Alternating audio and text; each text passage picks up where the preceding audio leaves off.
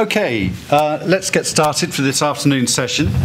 The first speaker this afternoon is Dr. James Lyne, who is Director of Technology Strategy at Sophos. Actually, that picture is that man. Serious case of identity theft, I think you'll find. It's actually kind of interesting because I think that this picture is perhaps a little more appropriate. Napoleon Dynamite being a very fitting pseudonym for me. So good afternoon, everyone. Did you enjoy lunch? Yes. Excellent. Did you have coffee?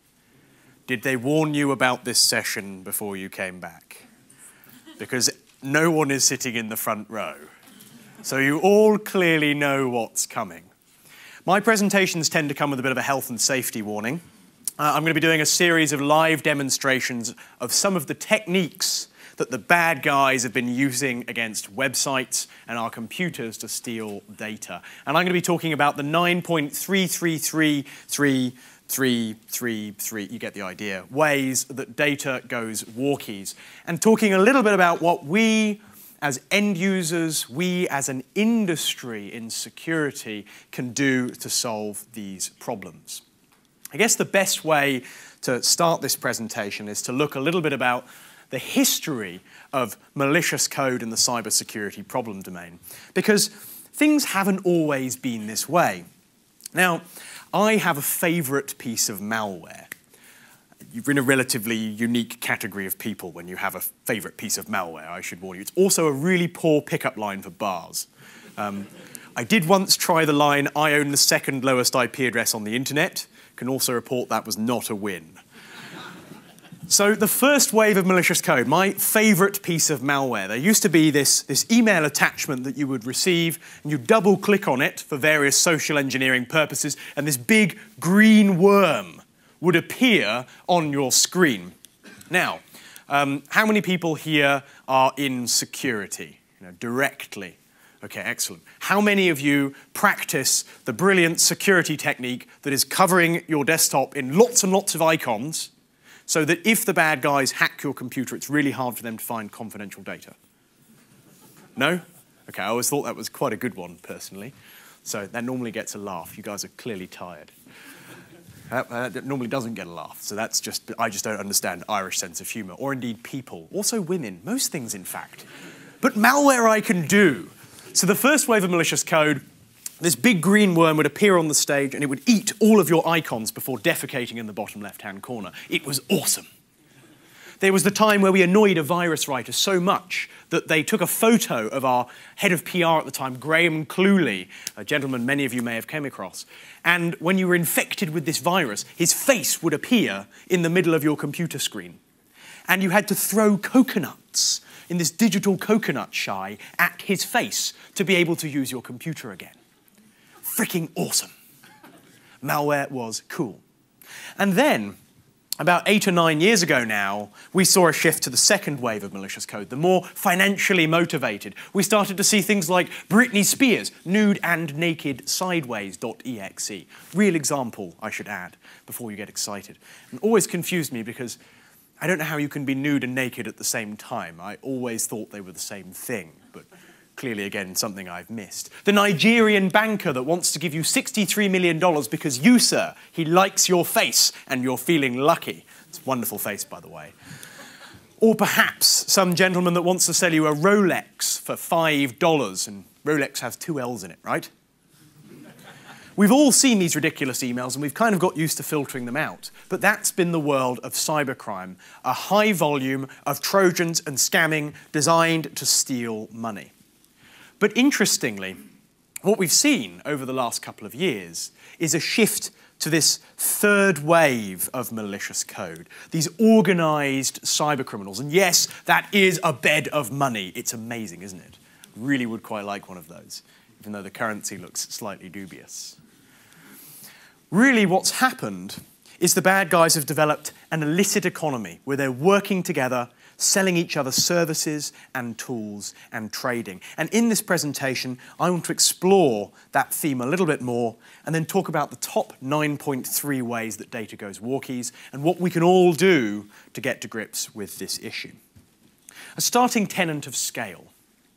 Today in Sophos labs, we see on average 150,000 individual new pieces of malicious code every single day. Compare that to last year at 95,000, which I thought was pretty bad. And the year before that, hovering around 45,000, 20 and 5 before. A 5-fold increase over only a couple of years ago.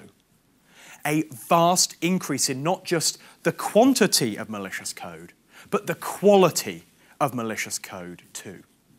We find a new infected web page every 4 seconds now on the web. And it's fascinating how we all hold on to these stereotypes about IT security. I'll demonstrate a few of them through my presentation. But when someone gets infected with a virus, whether it's friends, family, or home, computer at work, the very first question that we tend to ask people is, which porn site did you go to? Right? Which bad site? And they go, oh, I didn't do anything. And you go, no, really, which bad site did you go to? And they own up to the fact that they were trying to go to www.bigcricketballs.com. Don't go there, haven't tested that website, by the way. And it turned out to be not the content they were expecting. So that's actually not how most malicious code gets distributed today. The majority of it comes from good websites, legitimate businesses like you guys here having their website hacked. And we'll come back to how that works and what you can do about it in a short while. So an astonishing volume of malicious code, very creative mechanisms of profiting and making money.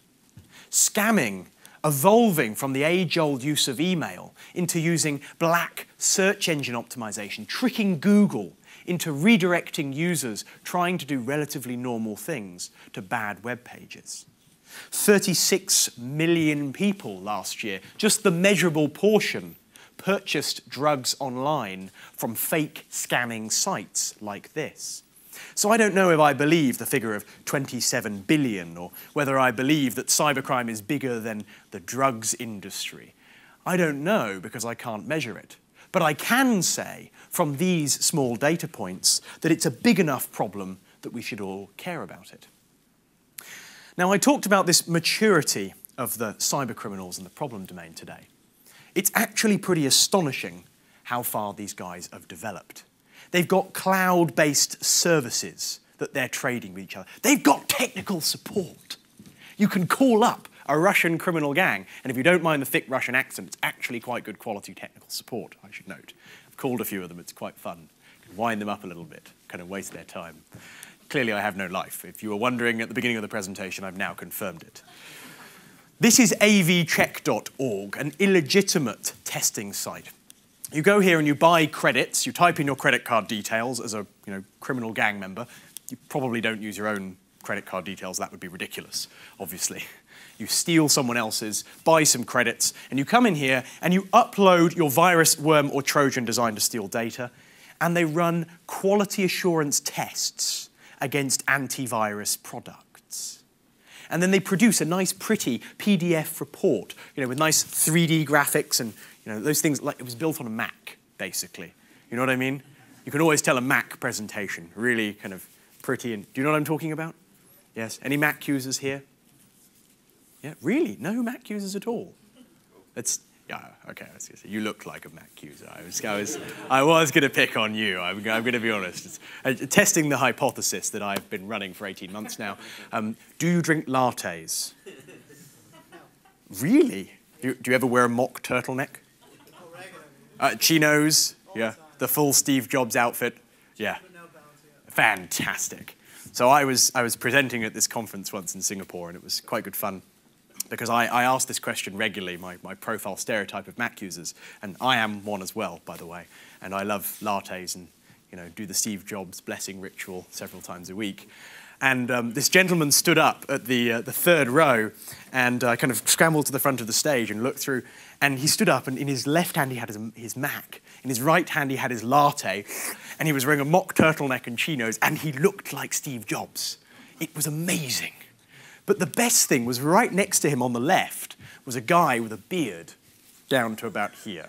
You know, the kind of massive, you know, I look like a troll, and it would be perfectly normal if I was carrying an axe beard. Do you know what I'm talking about? Yes. So I just looked at him and pointed and went, Unix, version 4.71 FreeBSD. And he just went, yes. So anyone here got leather pads on there? No? Okay, no Novell NetWare users. Good. Right. So anyway, stereotypes proven. Back to avcheck.org. It produces a lovely report that shows you exactly how your malicious code is detected and gives you tips on how better you could avoid detection. Crime packs. Software as a service crime packs, generating exploits designed to target each of us, receiving updates on a daily basis with the latest day zero exploits designed to steal information from our businesses. I saw one of these the other day, only recently, quite a fascinating phenomenon. They built in like an iTunes app store into their application. And you could go in there and you could basically buy exploits exclusively or based on the number of users that had already purchased it. So kind of like a stock market. I should note it was much prettier than the Apple iTunes store, which will definitely have Steve Jobs kind of rolling sleeplessly at night in bed. So you could go in there and directly buy vulnerabilities. Here we have a marketplace for cybercrime. We've got services like the ability for the bad guys to crack passwords that they steal, even if they're hashed. And we've got the bad guys now expanding to a wider array of platforms than ever before. Because, frankly, for many, many years, security has been about fixing Microsoft screw-ups. But increasingly, they're acting quite responsibly. And these new devices are ending up in our networks, in our homes, with sensitive information that's worth stealing. We saw a campaign where the bad guys were offering to pay 43 cents per infected Mac through a criminal franchise network versus 21 for a PC. Because they're able to extort valuable data, hold that presence for longer. Mac users tend to be reasonably affluent. See, I gave you something back. It's, you know, are you married? Okay, let's just, we'll believe you. So look at these things here. Fake antivirus for the Mac. You know, the Security Center, AV Defender. Really convincing product. Follows all of the style guidelines that you'd expect from Steve Jobs. You know, really, really convincing stuff. With just as nasty a payload as the PC. A backdoor that allows the bad guys in to steal data. Password cracking of computers that lie all around it. So more and more of these examples of fake antivirus. Now, who here has seen fake antivirus? Yep, most of you have come across it. That's because in December alone, when I last measured it, I saw 100,000 new variants of fake antivirus, which I think we can all agree is rather a lot. And I was going to take a brief detour from the PowerPoint and just show you, is anyone epileptic, by the way? Apparently that would be a problem. And just show you exactly how this fake AV and cybercrime stuff works and how the bad guys get access to a computer. Because I think many of us have seen, you know, fake antivirus running and we've heard about threats, but haven't necessarily witnessed exactly what the bad guys are capable of. So here I've got a really scary looking computer, which is my bad guy's computer, running all the software to take over a PC. Now over here, you saw the flicker of the PlayStation network there. Excellent. I've got a little email program loaded. Now, here I've got an email campaign that is very, very popular with the bad guys. The notion of company salary packages. If you take a CD and write salaries on it and throw it on the car park floor, it is guaranteed that one of your employees will pick it up and put it into their computer. It's astonishing. Natural curiosity kicks in immediately. So what I've got here is just a little PDF file called salary.pdf that I've been emailed. Just as easily could have come through a web browser like the majority of modern malware. So I'm going to open it up, and I'm running a vulnerable version of Adobe PDF, like the majority of users on the internet. Interesting fact. Last year, 2010 to 2011 financial, when you measure the stats, less than 1% of the vulnerabilities the bad guys created in these crime packs were for Windows operating systems. They were all targeted at these nasty PDF products and Flash and Firefox and the browser. So let's skip over here. This is the PDF that I have loaded in the other window. And the browser over there, you might have noticed, has crashed. Does anyone here read PDF? Didn't think so. That happened once. It was amazing.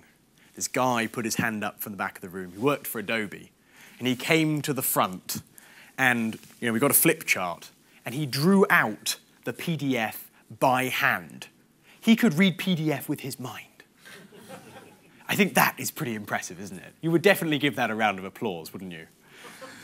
Anyway, so he taught me to do it. We flipped back round to the audience after 5 or 6 minutes of distraction. And how can I describe this? Can you all do this?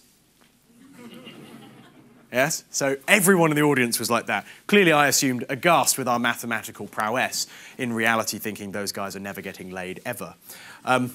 So what's happened is on the right-hand side, we've got this window which was blank. And now on my Linux computer, I've got a command prompt for a Windows PC. And what this has done is this PDF has caused our client computer over here to crash in a very selective way, which has loaded malicious code onto the computer, and my victim's computer has now connected back out to the attacking system. Okay? Now, this is perfectly normal stuff. The user will close the window and carry on, because let's be honest, Internet Explorer, Adobe PDF crashes 15 times a day anyway, right? It's pretty normal. So let's skip over to our attacking system. What we've now got is complete control over that PC. I can go into the My Documents folder, where I can see the very confidential documents, the medical database, anything that might be installed. Anything that you have on your computer, the bad guys now have access to. Okay? But worse still, they can create admin accounts, install screen monitoring software, take photos of you in your webcam, and if your computer happens to be in your bedroom, it's very hard to explain to your other half why you're now on a porn site and that it was an accident. They probably won't believe you. So what I'm going to do is trigger the installation of some fake antivirus. Please prepare for a ooh. Ooh. Come on. Ooh, nothing? Really? Not even out of pity? Ooh, that was it. Okay, I like you, thank you. I will hug you later. Oh, it was him, okay. Good to know, all right. Hugging deferred. So right, here we've got our Antivirus Plus, and a very credible security product because it's got a little face of a devil, which I always think is a nice touch in a security product. Warning, your logins and passwords, credit card and bank account information is being stolen. Your personal data being stolen, your IP and computer being used by hackers for illegal activities. Well, that's good, because they're being honest with you about everything they're now doing to you, okay? So that's, at least a slight thing to give for them. So let's ignore these threats. Just behind, this is beautiful.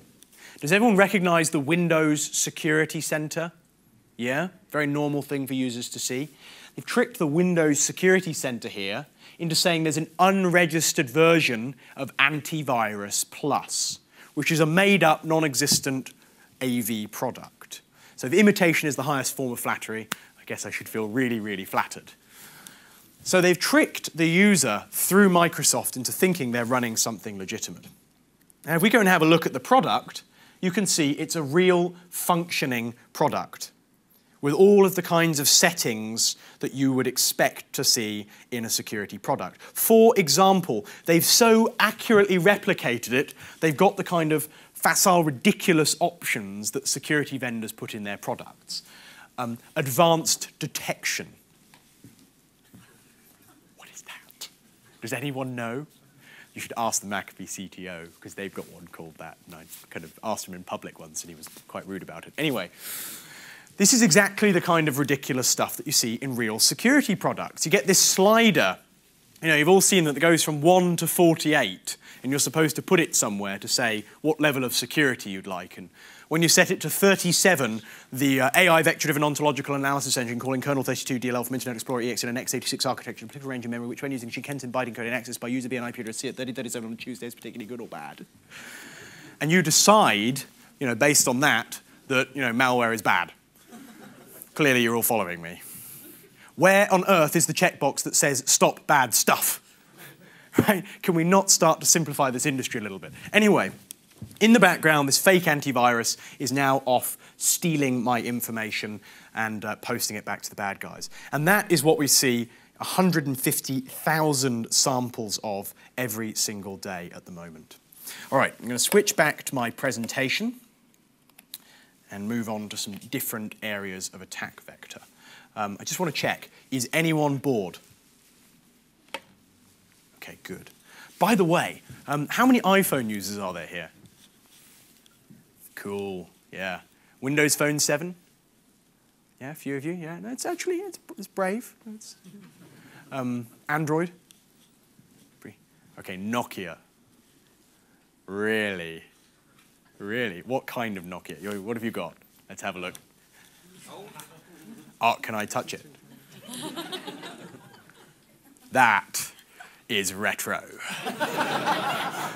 It's a phone. And retro is another way of saying really old and crap, but, you know, that's cool. And brilliant, because actually quite hard to compromise as long as you've got Bluetooth turned off. You have got Bluetooth turned on. Excellent. Good. Can you browse the internet on those now?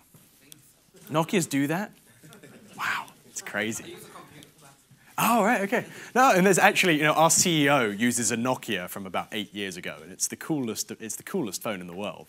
So, anyway, hacktivism, an increasing trend, a throwback from the old ages. You see, most malware of late has been about trying to profit and make money by stealing credit card details. But we've seen Anonymous and LulzSec and other such hacking gangs going after these kinds of big targets, launching distributed denial of service attacks and stealing data.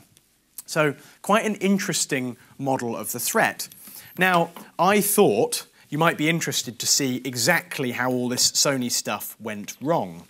So what I've brought is a little replica of the Sony website with a generic vulnerability in it that shows basically exactly how the bad guys stole data. So it's really quite hard to see that for some bizarre reason. I'm not really sure why, but never mind. There's a username and a password field, okay? And what you can do on this particular UI is type in, you know, a username and a password, just like that. Log in, and it will return your account settings, username, password, and reward code. Very simple function like we see on lots of web applications. How many people here have websites? I don't believe you. How many people of you really have websites? How many of you don't have websites? That's fascinating. Why do you not have websites? As a business, I mean, not like personally, I don't expect you to blog about your cat. I mean, you could. By the way, if anyone was wondering, it is impossible for a cat to use an iPad. I was asked that question several times in the break. So if you have a web application for your business, if you know someone that's running a website, the odds are today they've got search fields, login capabilities, and dynamic content rendering on their site. Very normal thing, just like this. So here's exactly how the Sony breaches happen. It's a 15-year-old vulnerability that is very well understood, but people still fall victim to. And that's kind of the interesting point that LulzSec have been trying to make, albeit with rather inappropriate methods. What I'm typing in here, and I'll read this through to you in a second, is a very simple logic statement, okay? Now, most of you can probably read that. What it says is Lyne tick, or 1 equals 1. Now, what happens when a website goes and talks to the back end is it asks a database a question, like, give me all of the search records that contains this particular piece of data. And all of these vulnerabilities come down to web applications letting you type in apostrophes, hyphens, semicolons, things that you shouldn't be able to.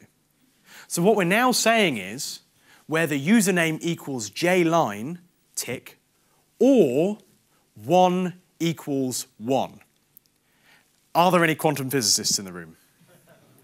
So we all agree that 1 equals 1. Excellent. I just wanted to check that. That can be quite an extensive debate on occasion.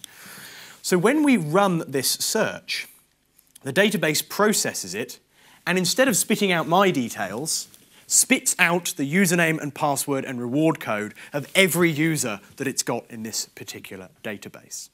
Now, there are lots of variations on this attack, changing things around, but it basically comes down to web applications failing to process characters and giving you this kind of information. Staggeringly easy to perform, and that's the basis of most of these attacks that have been going on. And I'll come back in a short while in my presentation about how you can deal with these kinds of attacks. Social networking is also increasingly a very, very popular attack vector for the bad guys. If I could draw all of your attention to the left-hand side of the screen for a moment, like really, like turn your heads that way, okay?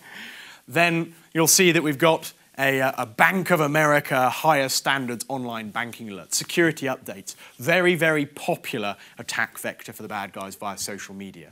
I've seen campaigns against local Irish banks, Abbey National, a particular favourite still, which is kind of bizarre. I can't really understand why they'd still have customers. HSBC, all of the banks fall victim to these kinds of attacks, launched via social media, trying to convince people to type in their username and password. But the classic attack of Cleo Vaughan, hey, want to see me naked, and a webcam and have a dirty chat, is still a very popular attack vector. Now, I mentioned Britney Spears, nude and naked sideways. If anyone was wondering, she's the #1 the cybercriminals love to target. Can any of you guess who the #2 most popular celebrity might be? You should leave. Just go now. Just. Anyone else? Pamela Anderson, that's a respectable choice.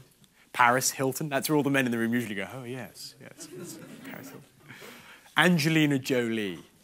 Yeah, exactly that reaction, yes. Yeah. Oh, yes. Can anyone imagine who the 3rd most popular might be when I last ran this search? Batman. Yes. Who are all these people that are clicking on Batman links? Isn't that just a bit weird? I always theorize that it might be children being social engineered on people's work PCs into clicking on links, but actually I'm redacting that theory. I think it's just secretly we all have a bit of a thing for Batman. So, you know, do you have a bit of a thing for Batman? Of course, who doesn't? So these social networking attacks are very, very popular today, convincing people to click on these links and download malicious code.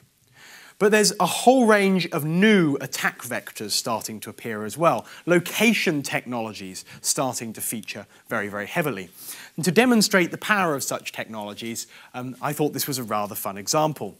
A certain gentleman had his Mac stolen in a cafe, and this is a photo of when the person that stole the Mac first opened it. You see in this particular case, his Mac had a 3G dongle, which was very nice, and he'd installed some screen monitoring command and control software so that he could monitor his Mac. Bit of a strange thing to do. This is where he later turned it on at home. Notice the person that is asleep or possibly dead on the settee behind. So that's getting pretty interesting. You know, here we can see he's deleting. Actually, you really can't see anything at all there, can you? Here he's deleting the profile of the user, so he knows that he's stolen the Mac. And then he goes and logs into his Gmail account. Brilliant. So we can see his username. I'm not really sure what's happening there. Probably shouldn't be in this deck.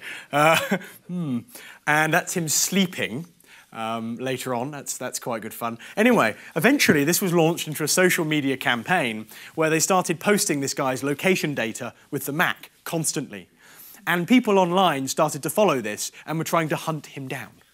And eventually 2 people managed to accost him in a cafe in New York and get his Mac back. So there's the power of location technology and social media for good. Anyway, so I've been ranting about the threat and all the different ways that it can go wrong. Let's talk about the 9.33 ways and the things that you should all be thinking about in your business to keep yourself safe. At number 9, respectable top position, physical security.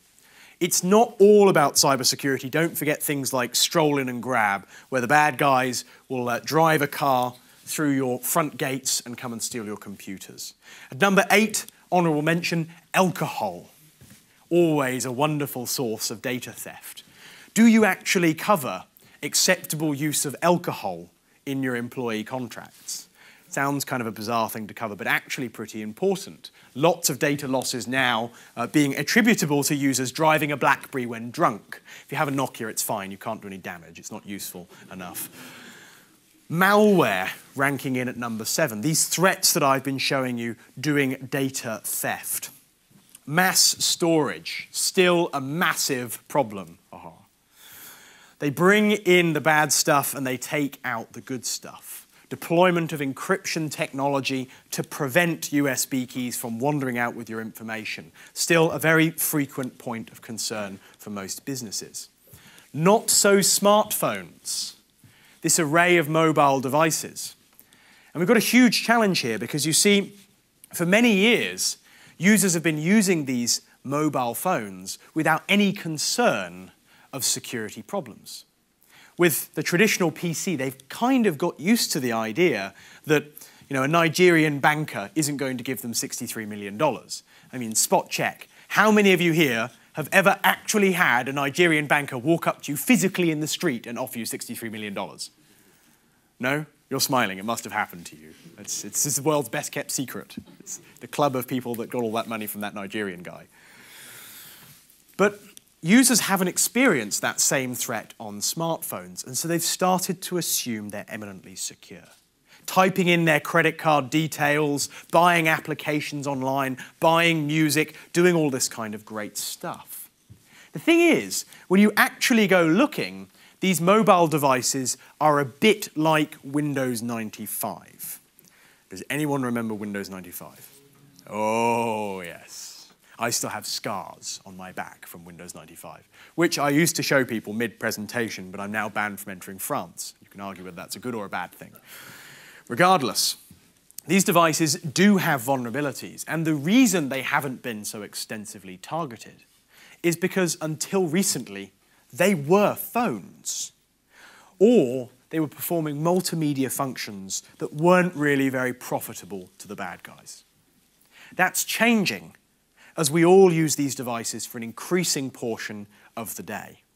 That's changing as we put more and more of our sensitive data on these and stop using our laptops, a trend that is very prolific in many businesses.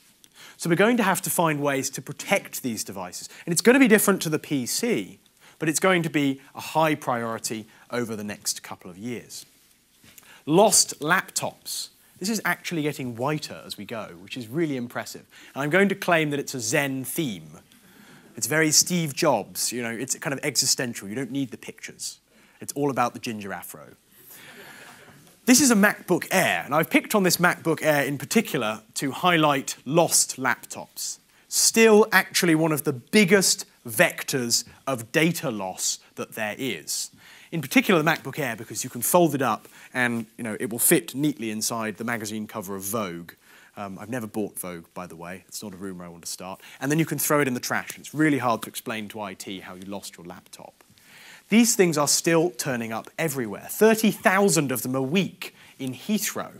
Absolutely astonishing. Could be quite good fun to call up the local airport here and see whether it's more or less and then attribute it to the drinking of Guinness. Seems a reasonable extrapolation to me. Third parties, a massive, massive cause of data loss recently. Epsilon, a massive data breach of emails and people's personal information. And I love this picture, by the way. Third-party facepalm. For when there is so much fail, you need that extra bit of outside help, which I think is something we can all relate to. You see, in the world we live in now, we not only have to try and secure our businesses and our devices, but we've got a responsibility to somehow protect data when it goes to third parties and partners. We've got a responsibility to make sure that they are also doing the right things when they handle information. And that's exceedingly difficult. Oopsie daisy at number 2, still astonishingly popular. In fact, I really wanted to put this at number 1, but because of recent headlines, it got bounced down to number 2. Making mistakes. We've all done it, haven't we? Where you have that email with that sensitive data attached, and you type in the name and you hit send, and as you see the email leaving, you notice that you've for some reason sent the corporate accounts to your mother. Okay, that's probably a bad example. Something possibly worse than that. And then we get what can only be described as the data loss feeling, where you go white, and you get a sick feeling here, and you kind of bend over a little bit and go, oh, oh, oh. We've all been there, haven't we? It's actually quite accurate. So you're looking awkwardly like you've done that a few times, yeah? Something you need to own up to. We don't have mandatory breach disclosure in this country yet, so it's fine. Oopsie daisy is a huge part of modern IT security. You see, we can all get very caught up in Russian criminal gangs and Chinese hackers trying to come after our data, but that means that we'll often miss this point of data loss, users making mistakes. There have been many technologies that have tried to deal with this situation. The aptly named DLP, data loss prevention, data leakage prevention, or as I prefer to call it, disastrously ludicrous project. You see, no one's deploying it. And no one's deploying it because it starts with this idea that somehow we're all going to find all of our data, which sounds hard, I've got to admit, because I think I'm kind of still struggling with patching. And once we've found all of our data, we're going to classify it into different buckets of types of information. And then, the beautiful bit, we are going to write a policy that dictates exactly who can and who can't access information at what time and when. It takes about 10 minutes before the CFO decides to fire someone in IT when they couldn't upload their end-of-year accounts, invariably a couple of minutes before the deadline. At the end of the year, CFOs do that. And that's because in IT security, we take the wrong attitude sometimes. We take the attitude of trying to be black and white. And that's got to be a Nokia. Motorola? Oh, Android. Really? That's retro. That's very cool. And that's also another way of saying old and crap, but It's because we take the attitude of black and white.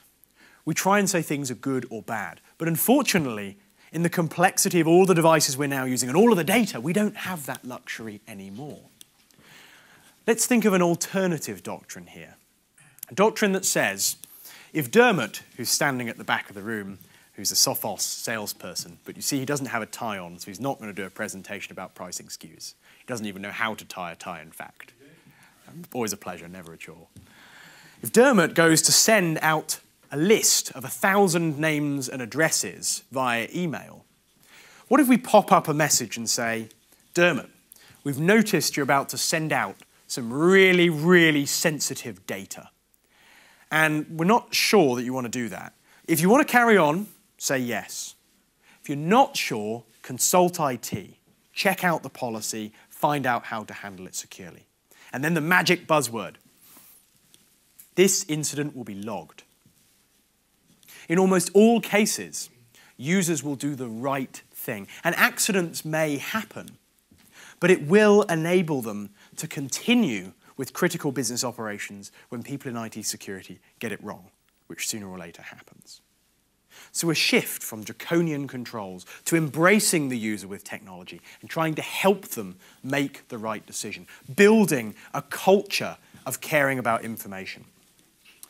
And last but not least, web application failure. As I talked about earlier, SQL injection and all these kinds of things. If you go online, you'll find a wealth of best practices that tell you exactly how to deal with these kinds of issues. It's a set of vulnerabilities that have been understood for many, many, many years. And sometimes in security, we have a tendency to get carried away and worried about the high-end threat when we haven't sorted out our house of cards at the low end, when we're still falling for these basic vulnerabilities. So get online and apply those best practices in the area of SQL injection. You'll find lots of best practice advice on this topic on sophos.com.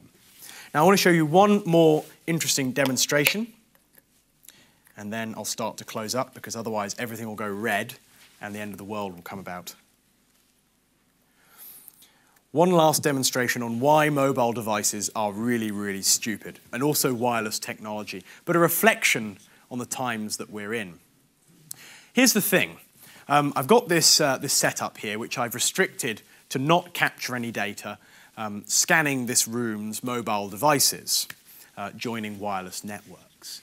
And normally when I do this routine, I get out a Pringles can, some tin foil, a paper clip, and build a make-do scanner. But last time I did that, a woman at the back of the room screamed, "It's a radiation gun," and ran out of the back. Which, technically speaking, it is kind of a radiation gun. That's quite accurate. So I did look for some tin foil earlier to make some tin foil hats for you all. You could wear during this part of the presentation, but failed miserably. So I've kept things suitably low-tech. This is something you may not know about mobile devices that demonstrates how truly vulnerable they really are. You take the average mobile device, like the iPhone. You'll very often find users connecting them to free public Wi-Fi, to your corporate network, to all these different places, which makes total sense. But did you know that these mobiles constantly broadcast the names of the networks that they've been connected to? And don't worry, you're not doing anything wrong. They all do it. Apple and other vendors are. So I can see here a rotating list of different devices, mine included, I'm actually popping up on that list intermittently, of mobile devices connecting to wireless networks. Now here, I can choose one of these names, like Matthew's free Wi-Fi. Thank you very much, Matthew, if you just turned that on. And I can create my own wireless network with exactly the same name. Here's what will happen. If I, on my iPhone, have a configured wireless network, BT Open Zone, very popular, where I'm from, then when I create my network with the same properties, my iPhone will automatically connect to that network without asking the user anything. And it will then start to route my email, my Facebook, my Twitter, all of my corporate traffic through that connection, exposing potentially insecure usernames and passwords, or allowing the bad guys to sniff sensitive transactions because users always hit continue if there are warnings anyway. So this is an outstanding vulnerability in the design of mobile devices and Wi-Fi that demonstrates why network security is a huge challenge. And clearly more of you are turning your phones on just to get onto this list, which is slightly sick. So please stop, because sooner or later the list will get too long and my computer will crash. So it's very, very easy to trick these mobile devices into doing things that they shouldn't. Now, in this presentation, I would love to spend lots and lots of time going through more and more different techniques of how the bad guys can exploit mobile devices. But I think we all broadly accept that cybercrime is a problem. We all broadly accept that these techniques can be performed on lots of computers on a daily basis. We've all seen the impact of SQL injection, where I showed you that 1 equals 1. Please don't go back to the office and when they say, "What did Sophos teach you?" say that 1 equals 1. Give them some context. Also that they have really bizarre gingerhead presenters, bad message, that look like Napoleon Dynamite, good message. The thing is, what do we do about it? 10% of businesses globally, according to surveys from IDC, run a technology called behavioral HIPS.